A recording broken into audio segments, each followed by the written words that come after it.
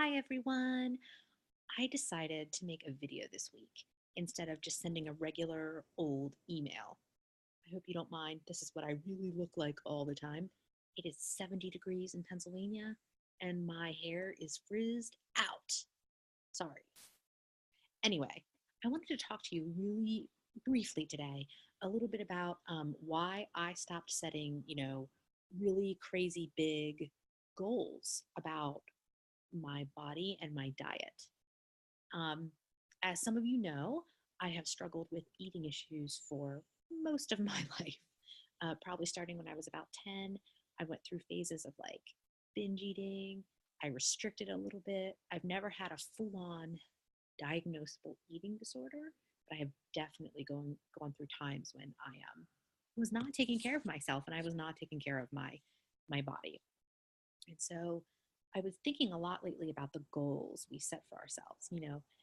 Whether you have ADHD or not, women, we have this tendency to set these goals for ourselves. Like, I'm going to run a 5K. Yes, that's only 3 miles. But if you don't run at all, that's kind of a big goal. And to say you're going to do a half marathon is even crazier. And when it comes to our bodies and our weight and stuff, we will say things to ourselves like, I'm going to lose 50 pounds. That's that's crazy. Now, I understand if you weighed over 300 pounds, to lose 50 would be healthy, and that is a great goal to have. But I'm sort of, as time goes by, I'm starting to understand that I don't do quite as well with the big goals. I do much better with like little tiny goals.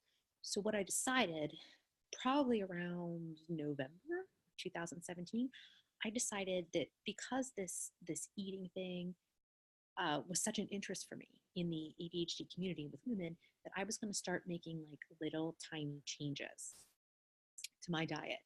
And it started out, with me reading a specific book. I posted on it last week. I don't even remember if I shared it with everyone, but I posted about this book that I found by a doctor named James Greenblatt. And I started reading that book in November, and it took me a while to get through it and to implement these tiny little changes in my diet. So I wanted to read a quote for you from a guy named John Acuff. I have to switch the screen, so I'm just going to minimize for a second. I just want to read this to you because I think it sort of explains why I'm thinking the way I'm thinking.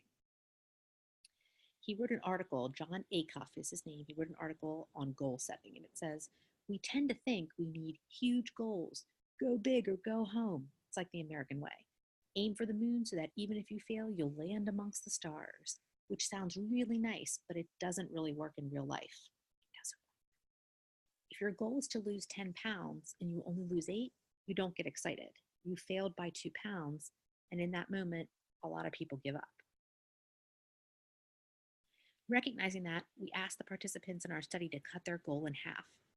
The theory was that if you only tried to lose 5 pounds and you lost 8, you would have won by 3 pounds and you'd feel successful and keep working toward a larger goal. The crazy thing is, nothing changed. You lost the same 8 pounds, but your perspective was different. This is all about a shift in perspective, right? So I am really interested, as I said, in shifting the perspective in our community about the way we look at our bodies and the way we look at how we feed our bodies and our weight. And so I posted an article last week, and I'm going to share with you in this video, because it's more fun than just writing it down. I'm going to share with you some of the stuff that was in the article, supplement wise, so that, I don't know, I just want to share it with you.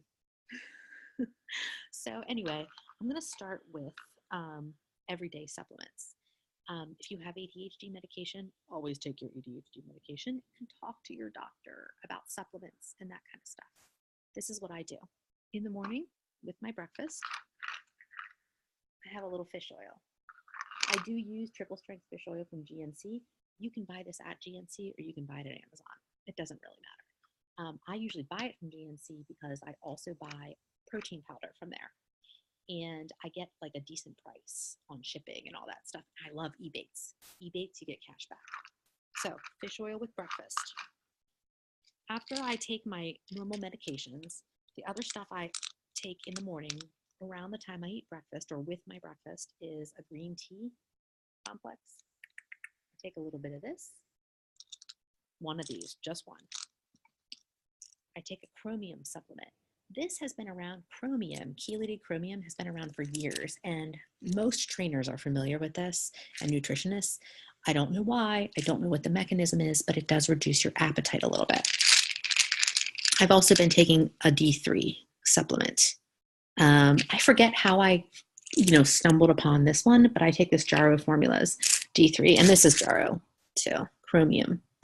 I take these items pretty much every day. I'm not going to tell you that I always remember because me. So I don't always remember. The other thing that I've been doing that has really, really helped with cravings for sweet things, cravings for carbohydrates in general. And let's face it, all of us women, we have some cravings for carbohydrate, especially if you have ADHD. We're a little low on dopamine receptors, and sometimes we're like seeking something. And I'm going to share this with you. This is by a brand called Optimum Nutrition. This is amino energy. These are free-form amino acids, and Dr. Greenblatt discusses this in his book. They are very effective. At first, I didn't even buy it. I was like, why would just adding this to your water help? I only add, the scoop is like tiny. I add half a scoop to this big bottle of water, and it flavors the water fine with half a scoop. This is blue raspberry. And I don't know what happens, but when you drink this, amino acids are precursors to the neurotransmitters in our brain. And I don't feel the need to eat a bunch of chocolate. I used to eat my lunch and then I'd want chocolate or something. This really helps with that. So usually around mid-morning, I put half a scoop of this, and it comes in 12 different flavors. I put half a scoop of this into water. In the evening, if I am having trouble winding down, I will use something called Natural Calm. This you can get on Amazon. I've seen it in health food stores too, but you can get it on Amazon.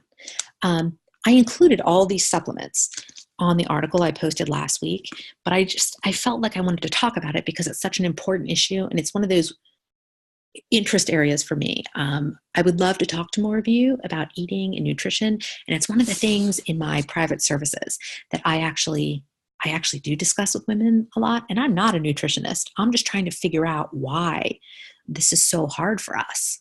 And so far it's going really great. But this is my thing. Do not set huge, audacious goals for your body and weight management and plan to look like a Victoria's Secret model next summer. No. Set realistic goals. Try to do something like add a vegetable a day, or take away one serving of, refined carbohydrates, like one less piece of bread a day, or do these little changes so that you get some small wins. I wrote before about small wins too. That's my public service announcement for today. Small goals. Small goals are just as important as great big goals. So I just wanted to share that with you. It's been sort of spiraling around in my head. And I hope this was more fun than just reading. Have a great week.